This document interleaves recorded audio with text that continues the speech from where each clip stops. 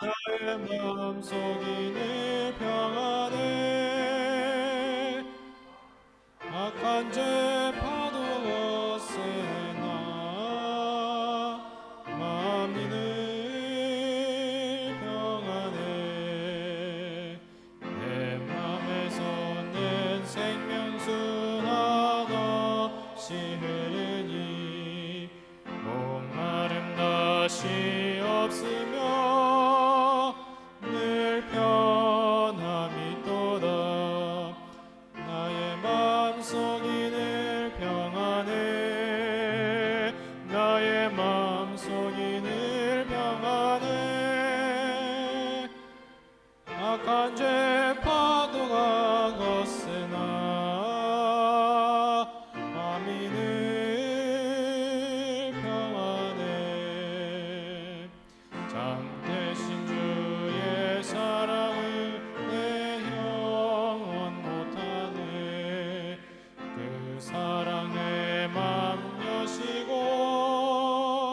큰 소망 주셨네. 나의 마음속이 늘 평안해. 나의 마음속이 늘 평안해. 악한 죄 파도 거세나 마음이 늘 평안해. 주 예수 죽음 고생을 왜 몸소 당했나. 주 함께 고생 당하며 멸류관 얻겠네. 나의 마음속이 늘 평안해. 나의 마음속이 늘 평안해. 악한 죄 파도가 거세나 마음이 늘 평안해.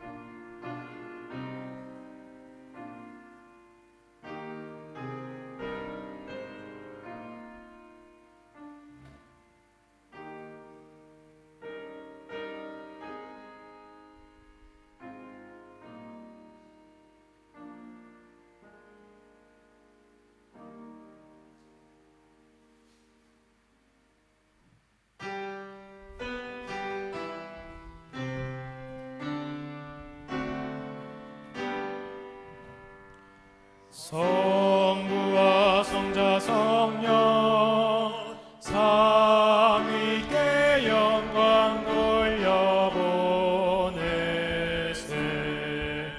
태초부터 이제까지 또 영세 무궁토록 성삼위께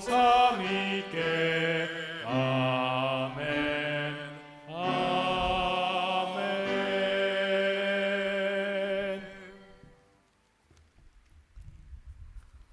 사랑이 많으신 아버지 하나님, 오늘 우리에게 이 귀한 안식일 허락하심을 감사드립니다. 하나님, 이 안식일 또 하나님께 예배드릴 수 있는 특권을 허락하심을 감사드립니다. 주님께서 우리에게 허락하신 이 귀한 특권, 우리가 소중히 여기면서 정말 신령과 진정으로 예배드릴 수 있도록 인도하여 주시옵소서.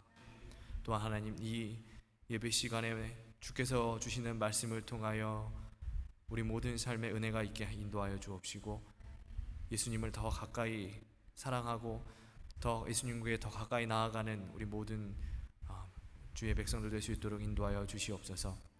이제 이 예배를 주님께 의탁드리오며 사랑이 많으신 그리스도 예수 이름으로 기원하옵나이다.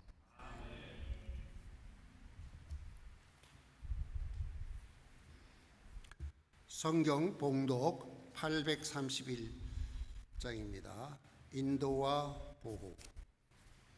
다 같이 찾으실 줄 믿고 함께 봉독하겠습니다.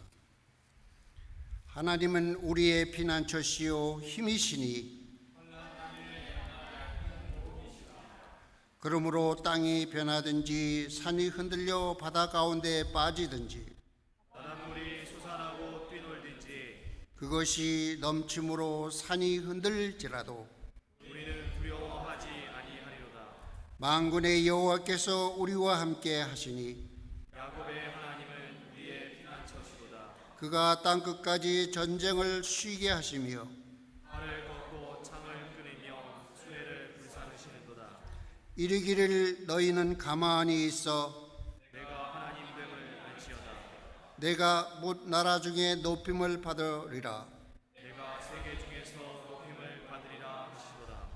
만군의 여호와께서 우리와 함께 하시니 야곱의 하나님은 우리의 피난처시로다. 아멘.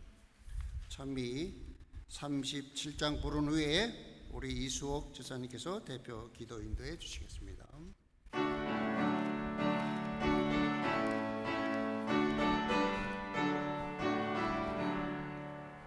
목의 근원 강림하사 찬송하게 하소서. 한량없이 자비하심 증량할 길 없도다. 천사들의 기쁜 찬송 나도 하게 하소서. 구속하신 이의 함을 항상 찬송합니다. 주의 도와주심 받아 이때까지 왔으니 이와 같이 천국에도 이르기를 바라네. 하나님의 품을 떠나 죄에 빠진 우리를 예수 구원하시려고 보혈 흘려 주셨네. 주의 귀한 은혜 받아 일생 믿진 자 되네. 주의 은혜 사슬 되사 나를 주께 매소서. 우리 마음은 연약하여 범죄하기 쉬우니 하나님이 받으시고 천국인을 지소서. 다 같이 기도드리시겠습니다. 사랑이 많으신 주님, 오늘도 이렇게 복되고 귀한 안식일을 주셔서 감사합니다.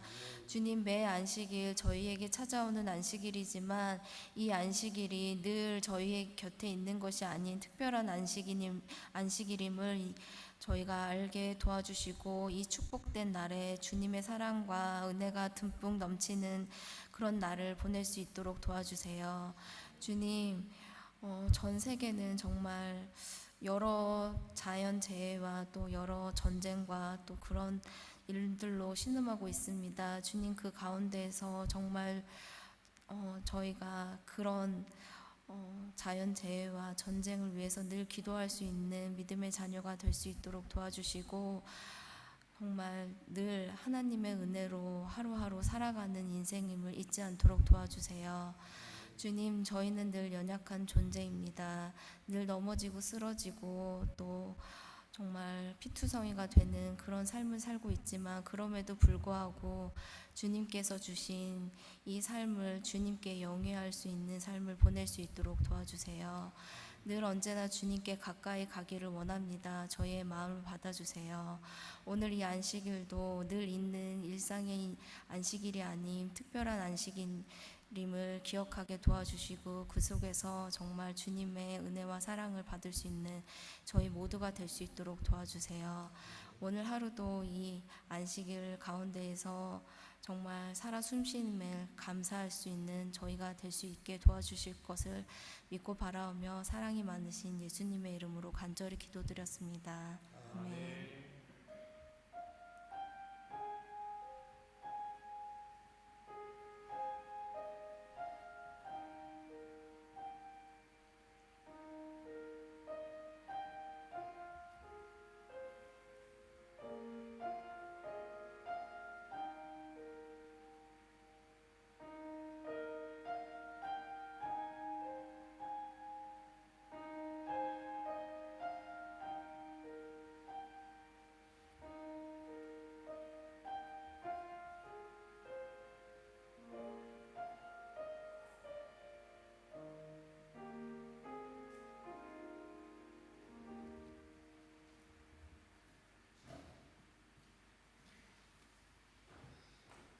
네, 감사합니다. 이 시간은 특별히 우리 박병규 청년님께서 특창에 있겠습니다. 우리가 특창을 들은 후에 우리 목사님께서 귀한 말씀으로 이 시간 우리에게 은혜 주실 겁니다. 귀한 시간 되시기 부탁드립니다. 감사합니다.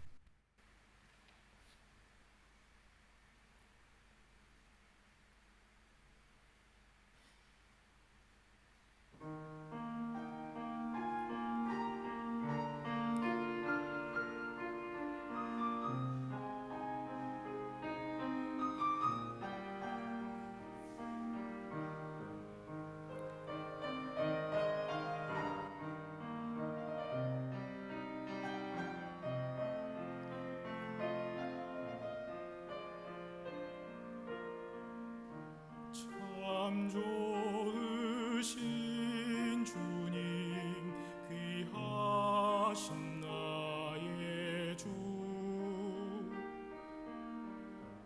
늘 가까이 계시니 나 두려움 없네 내 영이 원할 때 내 맘 낙심될 때 내 품에 안기라 주님 말씀하셨네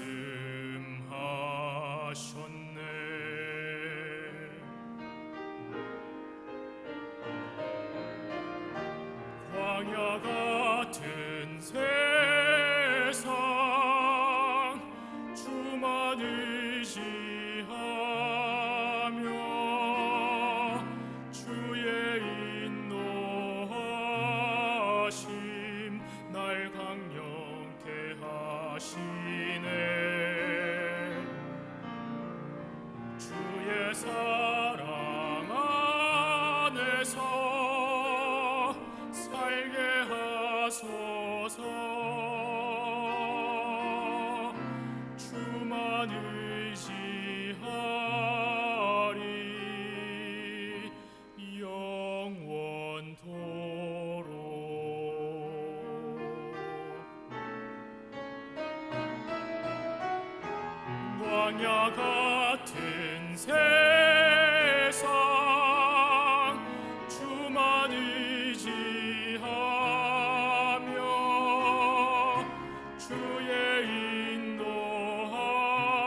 인도하심 날 강력케 하시네 주의 사랑 안에서 살게 하소서 주만 의지하리 영원토록 주만 의지하리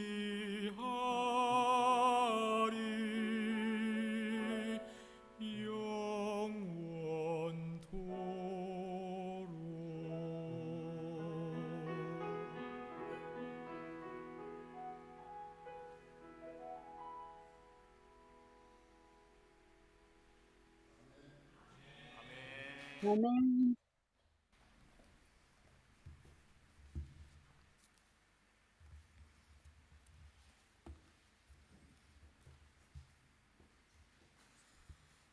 네, 오늘은 마태복음 11장 28절부터 30절 말씀을 함께 먼저 봉독하시고 오늘 말씀 이어가도록 하겠습니다.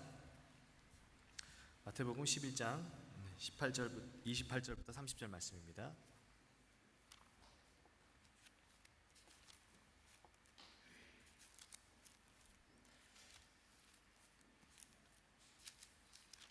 네, 우리 이 말씀을 제가 봉독하고 또 말씀 시작하겠습니다. 수고하고 무거운 짐진 자들아 다 내게로 오라. 내가 너희를 쉬게 하리라. 나는 마음이 온유하고 겸손하니 나의 멍에를 메고 내게 배우라. 그리하면 너희 마음이 쉼을 얻으리니 이는 내 멍에는 쉽고 내 짐은 가벼움이라 하시니라. 성도 여러분, 한 주일 동안 평안하셨습니까? 네, 감사합니다. 우리 박병규 청년이 이제 특상을 했는데요. 그 광야 같은 세상 주만 의지하리라는 가사가 또 마음속에 울림이 있는 것 같습니다. 정말 이 세상이 광야 같은 곳이죠. 힘들고 어려운 것입니다. 그런데 그곳에서는, 그 광야에서는 하나님만 의지하며 살아갈 수 있는 곳이 바로 또 광야죠. 우리 특상을 했던 박병규 청년 또 이제 새로운 길을 가게 되는데 그 앞길에 또 하나님만 의지하며 살아가기를 간절히 소망하고, 또 우리 모든 성도님들도 우리 찬미의 가사처럼 우리를 인도하시는 참 좋으신 우리 주님 의지하며 살아가는 성도님 되시길 간절히 소망해 봅니다. 오늘 본문 말씀은 우리에게 매우 익숙한 말씀입니다. 그렇죠? 수고하고 무거운 짐진 자들아 다 내게로 오라. 내가 너희를 쉬게 하리라. 아마 많은 분들이 아시는 그러한 말씀일 거예요. 오늘 이제 이 말씀을 통해서 우리가 좀 은혜를 나누려고 하는데요. 여러분 아시는 것처럼 제가 지난주 휴가를 다녀왔지 않습니까? 지난주 휴가를 다녀왔는데요. 먼저 아무런 사고 없이 무탈하게 다시 돌아오게 해주신 하나님께 감사드립니다. 그런데 이제 휴가를 가보니까 요즘 참 많은 사람들이 휴가를 가는 것 같아요. 저희가 이번에 그 이제 스위스의 한 캠핑장 휴가를 갔는데 그 캠핑장에 사람이 꽉 찼어요. 근데 첫날은 비가 안 왔는데 둘째 날부터 막 비가 오기 시작하고 뭐 이렇게 막 천둥 번개를 치기 시작하는데 사람들이 그래도 막 꽉 찼어요. 비가 오는데도 불구하고 사람들이 캠핑을 하고 텐트를 치고 이렇게 휴가를 오는 모습을 보면서 야, 정말 이 사람들이 휴가 요즘 많이 가나 보다, 이제 이런 생각을 하기는 했는데요. 이처럼 많은 사람들이 이제 여름이 되면은 좋은 곳으로 휴가를 갑니다. 근데 여러분, 휴가는 왜 가는 것일까요? 여러분들 휴가를 가시잖아요. 이제 휴가를 가시는데 휴가를 왜 가십니까, 여러분들? 휴가를 가시는 이유. 리프레시. 맞아요. 리프레시. 그리고 또 쉼도 필요하고, 또 우리 집사님 말씀하신 것처럼 다시 한번 좀 활기를 좀 얻어야 되는 그런 시간이 필요하기 때문에 이런 휴가를 많이 갑니다. 아마 대부분이 일상에 지친 자기 자신에게 또 쉼을 주기 위해서 많이 가게 될 거예요. 근데 아무리 유명한 곳으로 휴가를 가고 가장 좋은 호텔에서 자고 좋은 음식을 먹고, 또 어떨 때는 아주 좋은 비행기, 어떤 사람들은 가장 좋은 비행기를 타고 이렇게 멀리 여행을 하고 휴가를 갔다 오는데, 그 갔다 와서 집에 들어오는 순간 딱 나오는 소리는 어떤 소리가 많이 나옵니까? 내 집이 최고다 라는 얘기를 많이 하게 돼요. 저희도 이제 도착하자마자 딱 그 소리부터 나오더라고요. 왜 그러는 것일까요, 여러분? 가장 멋지고 아름다운 곳에서 시간을 보내도 자신의 집이 최고라고 생각하는 이유는 무엇일까요? 그 이유는 쉼을 찾아서 여행을 떠나고 휴가를 갔지만 그 여행 역시 자신에게 최고의 쉼을 선사하지 못했기 때문에 그러할 것입니다. 그래서 집에 오면 어떻게 돼요? 쉬고 싶어서 휴가를 가서 여행을 갔는데 다시 돌아와서 또 다시 뭐 해야 돼요? 여행 갔다 와서 또 다시 쉬어야 되는 그러한 아주 아이러니한 일이 발생하게 되는 거죠. 이처럼 쉼을 찾아 떠나는 여행에서도 쉼을 발견하지 못하는 그런 경험을 우리는 이제 매년 반복하면서, 예수님을 믿는 우리는 진정한 쉼이란 가장 좋은 호텔, 가장 좋은 음식, 유명한 관광지에서 얻을 수 있는 것이 아니라고 하는 것을 더욱더 확실하게 느끼게 되는 것입니다. 그렇다면 왜 이렇게 세상에서 좋은 휴가를 떠나도 쉼을 얻지 못하는 것일까? 왜 쉼을 얻지 못할까? 이 세상에서 우리는 왜 쉼을 얻지 못할까? 그것은 우리를 밤낮으로 따라오는 감사합니다. 우리를 밤낮으로 쉬지 못하게 하는 그 어떤 것이 우리의 휴가 중에도 계속 우리를 쫓아오기 때문에 그러한 것인데요. 그것이 뭐냐면 바로 죄라고 하는 것입니다. 죄. 여러분, 이 죄는요, 우리가 휴가를 가도 따라옵니다. 우리가 이 세상에 존재하는 한 언제나 우리를 따라오는 것이 바로 이 죄예요.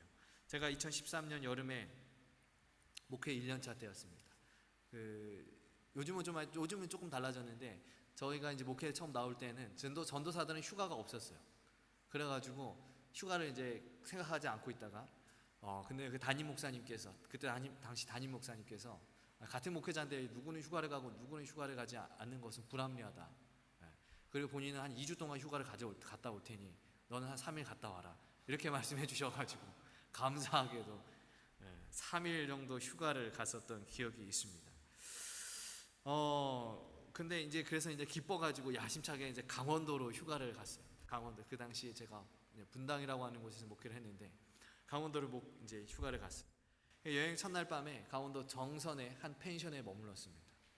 근데 저희가 이제 뭐 휴가를 가고 여행을 가서 뭐 술을 마시는 것도 아니고 뭐 어떤 유흥을 특별히 하는 것도 아니지 않습니까? 밤에 할 게 없는 거예요. 그래서 부루마블 아십니까, 여러분? 부루마블 그 아이들이 하는 게임이 있어요. 그 보드 게임, 그 땅 따먹기 하는 그런 게임이 있는데 그걸 가지고 갔습니다.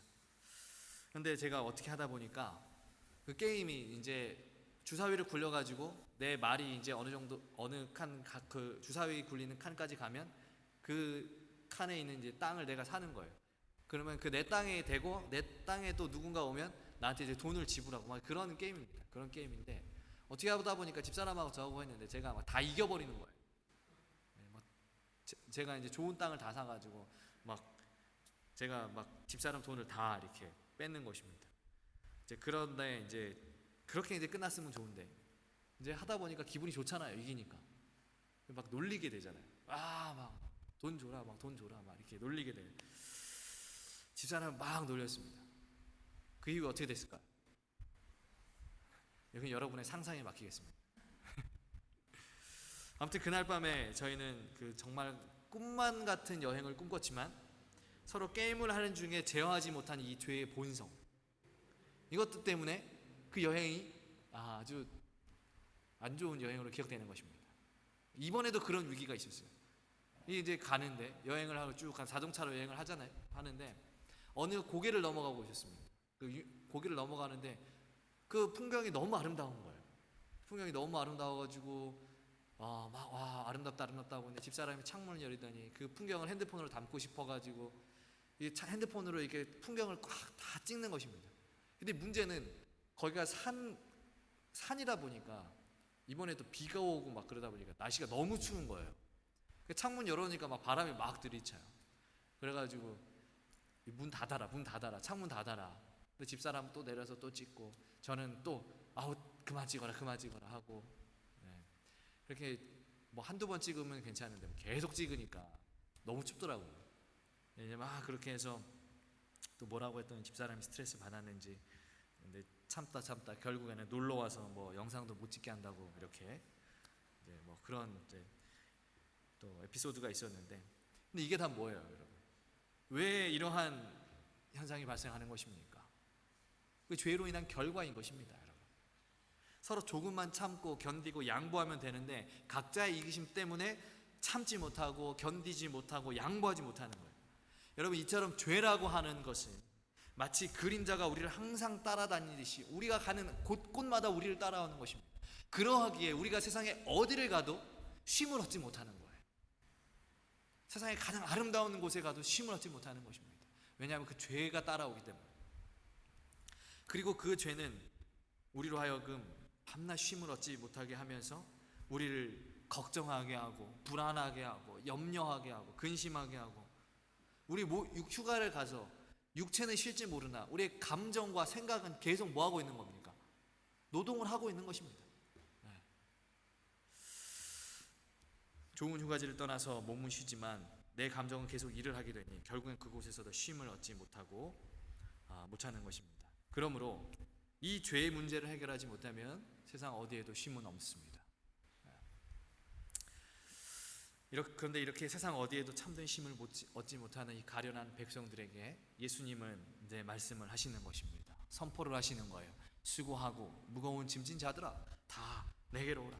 죄로 인하여 고통받고 힘들어하는 자들아 다 내게로 오라. 내가 너희를 쉬게 하리라 말씀을 하시는 거예요.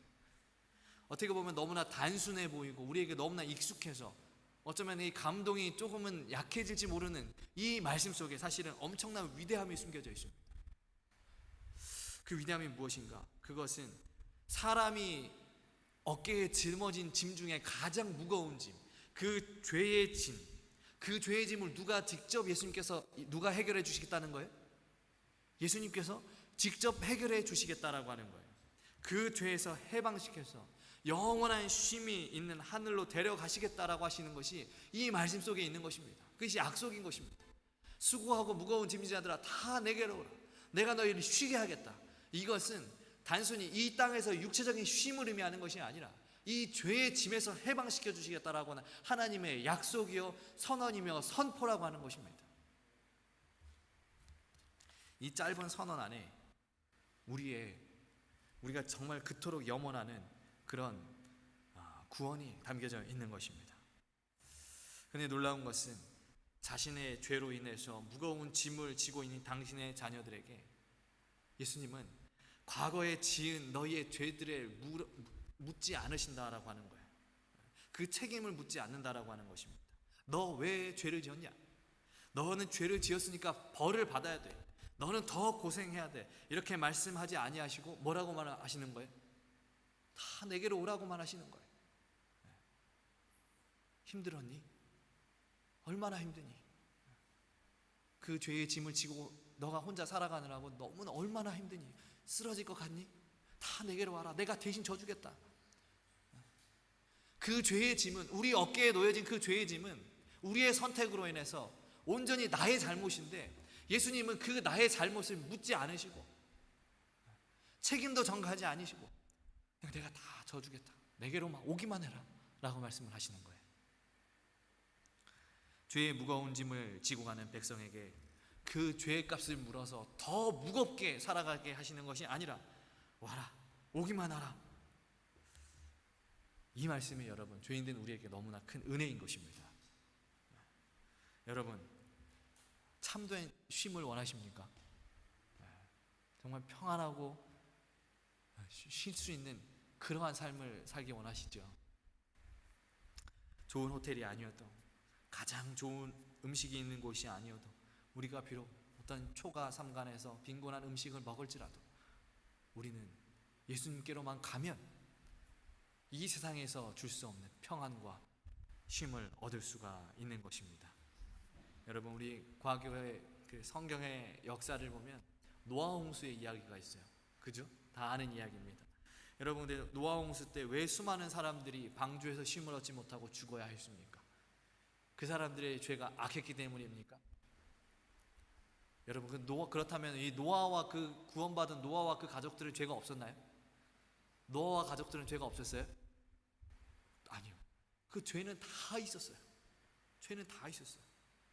그런데 왜 어떤 사람은 이 방주를 타서 구원을 얻었고 쉼을 얻었고 어떤 사람은 그렇게 물에 빠져서 죽어가느냐? 그 이유는 무엇입니까? 차이는 무엇입니까, 여러분? 하나예요. 방주로 갔느냐 안 갔느냐. 죄의 경중의 차이가 아니고요, 방주에 갔느냐 안 갔느냐의 차이인 것입니다. 여러분, 또 우리가 성경에 보면 출애굽 시대 광야에서 뱀에 물려 사람들이 죽게 되었습니다. 그런데 어떤 사람은 그 뱀에 물려서 사는 사람도 있고 어떤 사람은 그 뱀에 물려서도 죽은 사람이 있어요. 여러분, 그 산 사람과 죽은 사람의 차이가 무엇입니까? 장대 위에 높이 달린 노뱀. 그 노뱀을 본 사람은 쳐다본 즉 살리라.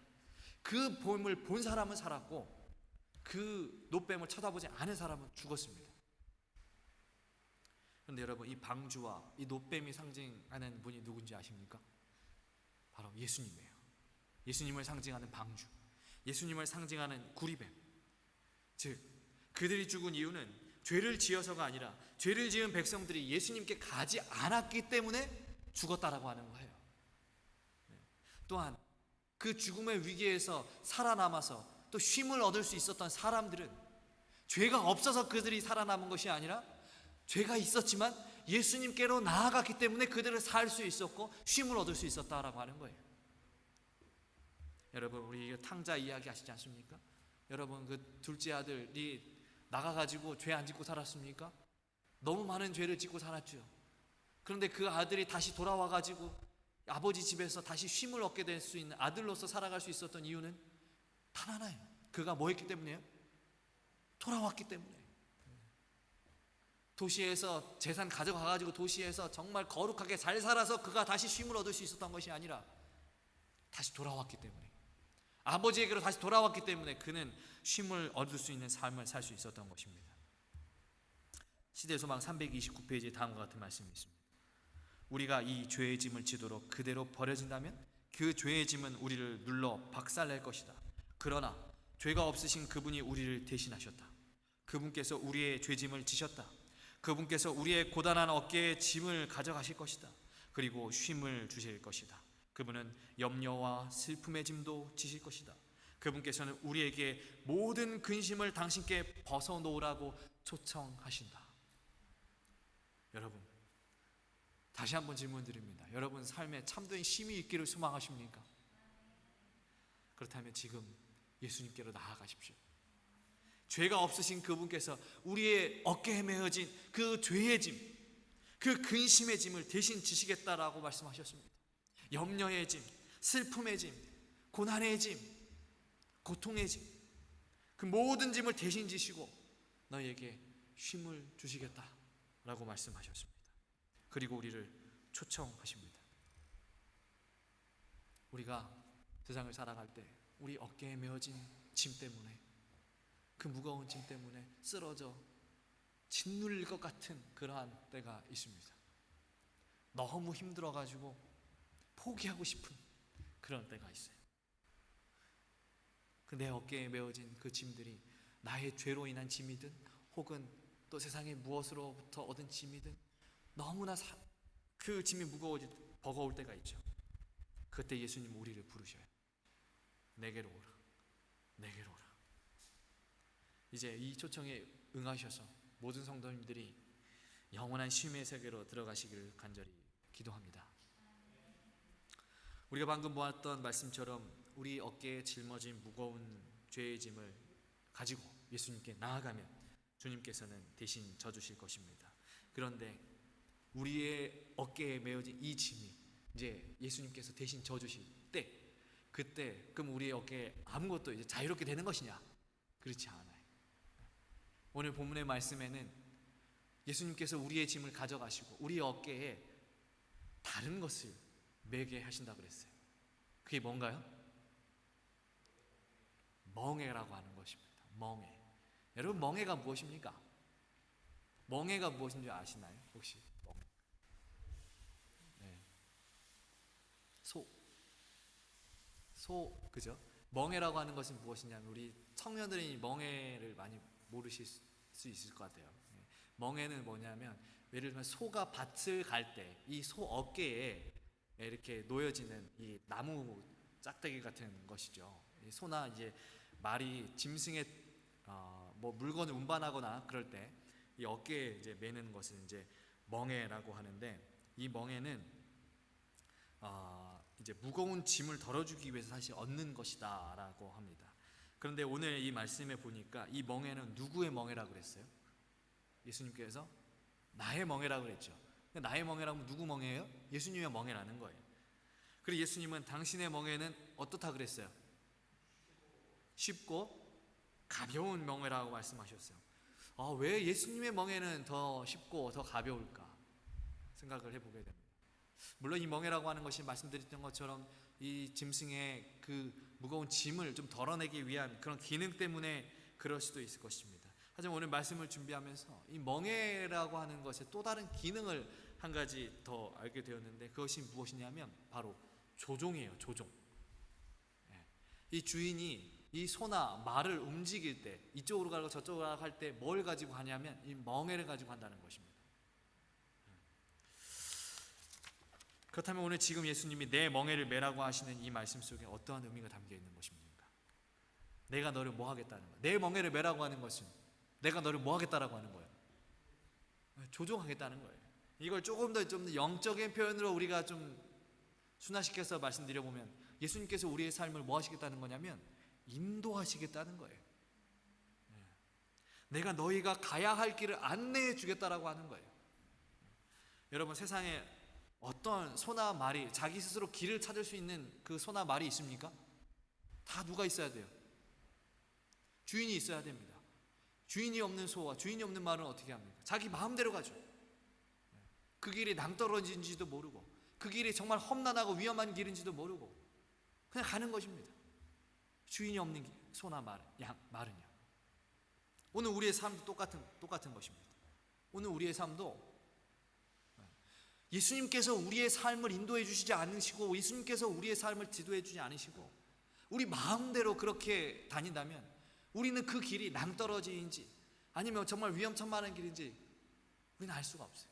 우리는 우리 앞길이 어떤 길인지 알 수가 없어요. 그런데 우리보다 우리를 더 잘 아시는 예수 그리스도께서 우리를 인도해 주시겠다는 거예요. 어떠한 길이 안전한 길인지, 어떠한 길이 평안의 길인지, 어떠한 길이 너가 정말 쉼을 얻을 수 있는 길인지 예수님께서 인도해 주시겠다는 거예요. 나의 멍에를 메라.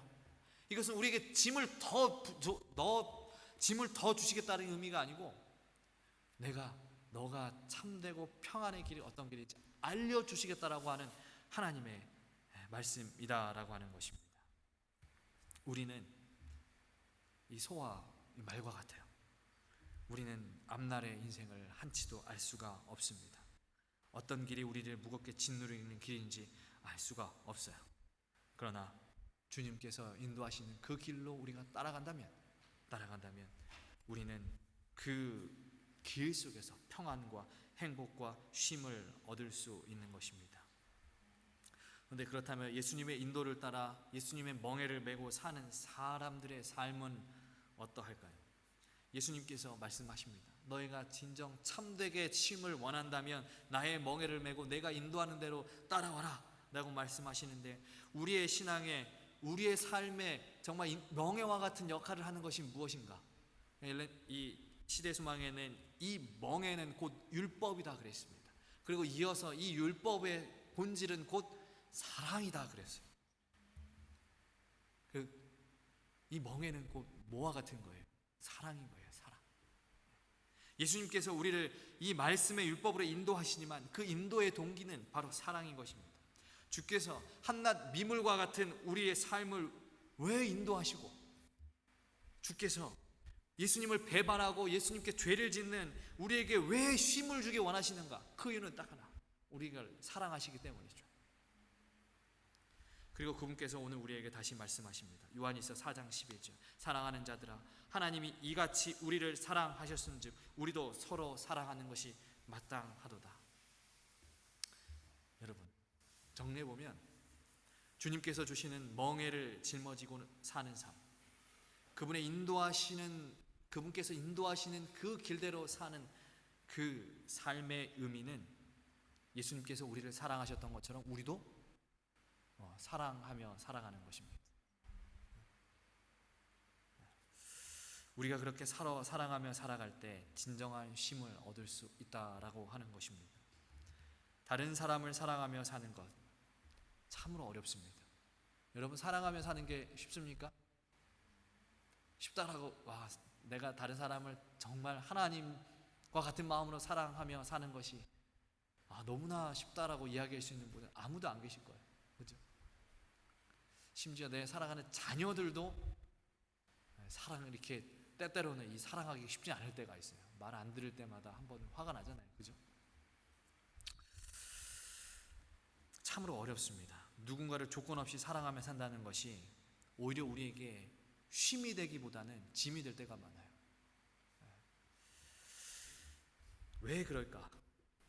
그 이유는 누군가를 사랑해야 한다는 것은 곧 내가 가진 어떤 것을 희생해야 하기 때문에 그러한 것 같아요. 내가 누군가를 정말 사랑하며 산다는 것, 그것은 내가 그 사람을 위해서 내가 가진 것들을 양보하고 포기하고 희생해야 하면서 살아야 하기에 그것이 어려워서 우리가 사랑하기 힘든 것입니다.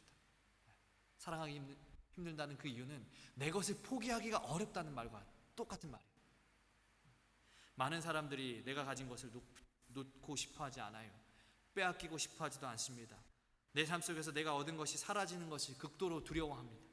주님은 모든 것을 내어주셨거늘 오늘 우리는 더 가지려고 하는 사람들이 너무나 많은 것입니다. 그런데 그렇게 세상에서 더 가지려 하고 이기려고 했던 우리의 삶에 쉼이 있을까요? 없어요. 사람의 본질이 100만 원을 벌고 싶으면 얼마를 벌고 싶어요? 1000만 원을 벌고 싶어요. 30평짜리 집에 살고 싶으면 사면은 50평짜리 집을 또 살고 싶은 것이 사람의 그 어떤 본성인 것입니다. 이것이 사람의 심리예요. 그래서 쉼이 없는 것입니다. 쉼이. 내가 어느 것을 하나 가지면 또 가져야 할 것이 또 보이기 때문에 내가 자꾸 가지려고 하는 삶, 소유하고 싶어 하는 삶, 이러한 삶에는 쉼이 없는 것입니다. 그래서 예수님께서는 뭐라고 말씀하시는 것이냐면, 너가 정말 쉼이 있거든, 쉼을 원하거든, 사랑하며 살아라. 이 말의 다른 의미는 네 것을 희생하며 양보하며 살아라 라고 말씀을 하시는 거예요. 여러분, 우리가 이 말씀을 잘 기억하셔야 됩니다. 오늘 우리의 삶에서 무엇을 얻고자, 무엇을 가지고자 계속해서 그것을 목표로 살아간다면 우리는 그 마치 다람쥐가 쳇바퀴 도는 것처럼 계속해서 그렇게 쉼 없이 살아가는 삶밖에 살 수가 없어요. 우리가 그러나 지금 내가 무엇을 가졌든 어떤 것을 가졌든 그것이 크든 작든 그것을 누군가와 나누고, 또한 그것이 내 재물이 되었든 내 감정이 되었든 내가 가진 어떤 작은 소유가 되었든 그 모든 것들을 내가 누군가와 나누면서 살아갈 때에 우리는 그때 이것이 쉬면서 사는 것이구나 라고 하는 것을 우리는 깨달을 수 있을 것입니다. 이것이 바로 예수님께서 우리에게 주신 이 쉼의 비결입니다. 사랑하며 살아갈 수 있는 비결이 바로 그것입니다. 사랑은요, 여러분, 특별한 것이 아닙니다. 사랑은 어떤 감정 이상의 것이에요. 사랑은 내 삶의 것을, 내가 가진 것을 나누고 내 자아를 희생하는 그러한 삶이 바로 이 사랑하는 삶인 것입니다. 그것이 예수님의 멍에를 지고 사는 삶인 것입니다.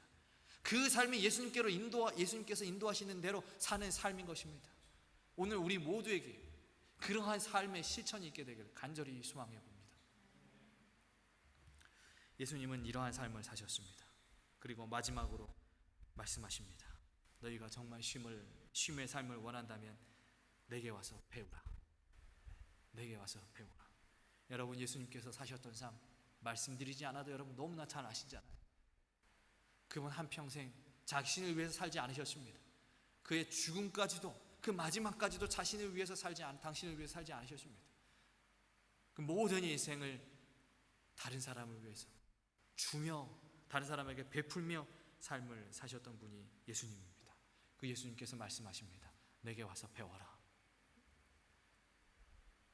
정말 예수님께서 이 땅에서 힘들고 어렵고 가지지 못한 채로 사셨지만, 그러나 예수님은 이 땅에서 정말 어떻게 보면 그 쉼이라고 하는, 정말 진정한 쉼이라고 하는 것을 가장 잘 얻으신 분 같아요. 왜냐하면 모든 것을 다 베푸시고 사셨기 때문에. 이제 예수님께서 내게 와서 배워라 하셨던 그 말씀을 기억하면서 예수님에게 배우십시오. 그 삶을 배우십시오. 지식을 배우시는 것이 아니고 예수님의 삶을 우리는 배우고 나누면서 사랑을 실천할 수 있어야 하는 것입니다. 이제 오늘 영감의 말씀 한 구절 읽고 마치려 합니다. 시대소망 329페이지입니다. 그분은 무서워 떠는 하나님의 자녀인 그대를 지켜보신다. 그대는 시험을 당하고 있는가? 그분이 구원하실 것이다. 그대는 연약한가? 그분이 힘을 주실 것이다. 그대는 무지한가? 그분이 깨우쳐 주실 것이다. 그대는 상처를 입었는가? 그분께서 고쳐주실 것이다. 주께서는 별의 수요를 계수하시며 또한 상심한 자를 고치시며 저희 상처를 싸매신다. 그리고 그분의 초청의 말씀은 내게로 오라는 것이다. 사랑하는 성도 여러분, 우리의 힘으로 절대 내려놓을 수 없는 그 자아를 내려놓을 수 있도록 예수님께서 힘을 주신다 하셨습니다. 우리 스스로 절대 나을 수 없는 상처를 회복시켜 주시기 위하여 예수님은 오늘 우리를 지금도 초청하고 계십니다. 우리가 이길 수 없는 그 시험을 이기게 해주시고자, 그 힘을 주시고자 예수님은 우리를 지금도 초청하고 계십니다. 사랑하는 성도 여러분, 내게로 오라. 예수님의 이 말씀 기억하시면서 예수님께로 나아가는 휴가를 떠나시길 간절히 소망합니다.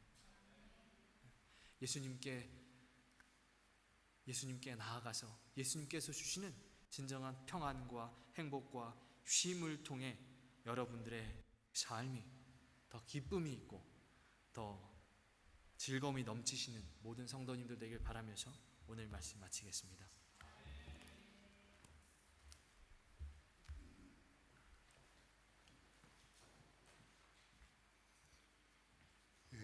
귀한 말씀 감사합니다. 말씀을 기억하시면서 오늘 헌금 드리는 시간이 되겠습니다.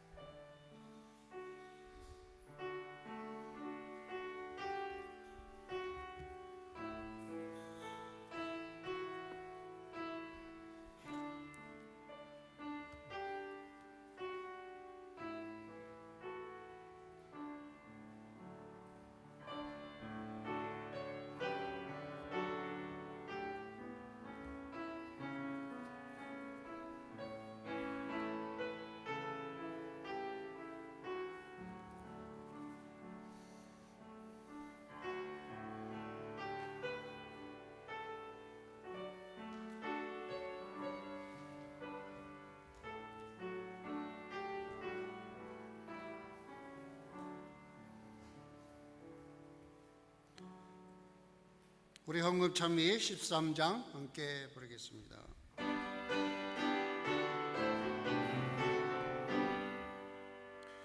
만복을 주 하나님 천하 사람 모두 찬송 만만천사 음성 높여 성부 성자 성령 찬송 아멘.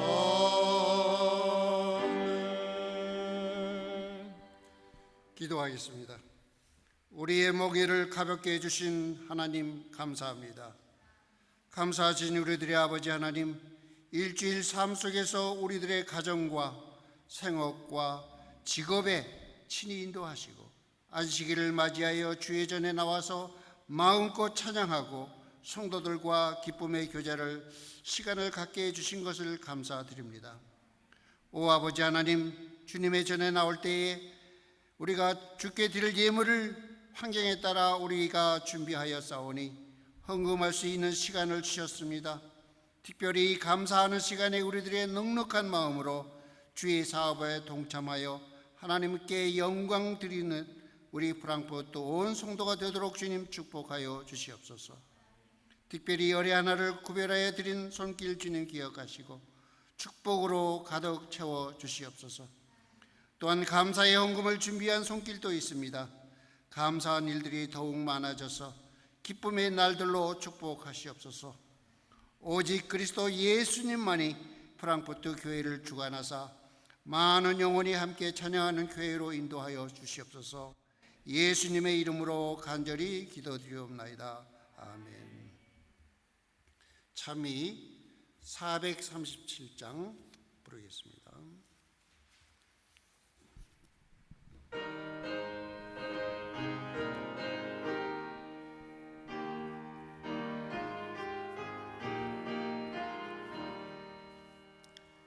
내 무거운 죄짐을 벗어 주 예수께 내려놓고 저 십자가 사랑을 믿어 죄사함을 너 받으라.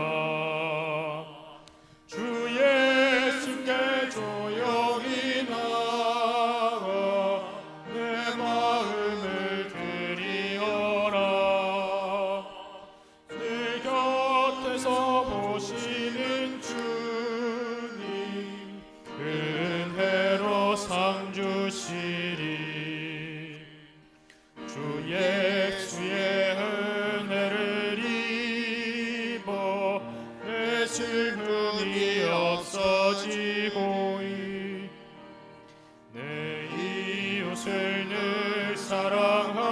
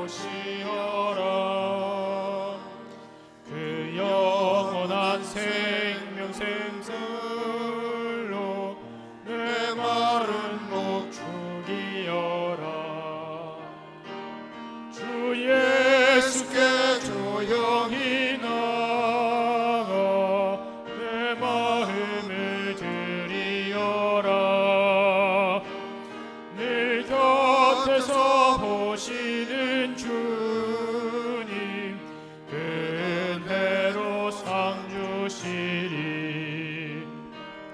또 주님과 사귀어 살면 새 생명이 넘치리니 주 예수를 찾는 자 앞에 참 맑은 빛 비추어라. 주 예수께 조용히 나가 내 마음을 드리어라. 늘 곁에서 보시는 주님 그 은혜로 상 주시리.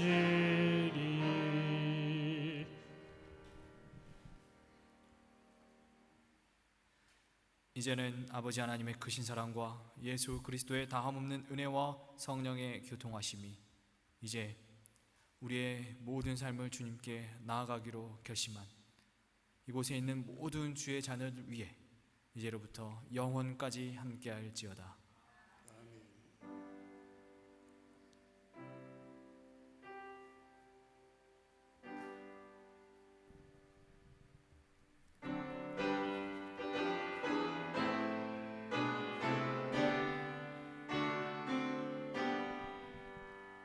내 주님 오시리 확실히 오시리.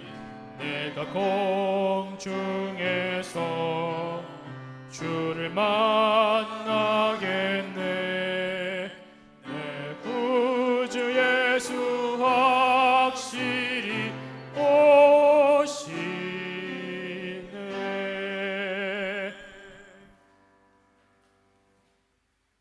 감사합니다. 오늘 예배 모두 마쳤습니다. 믿음으로 주 안에서 승리하는 삶 되시기를 바랍니다. 감사합니다.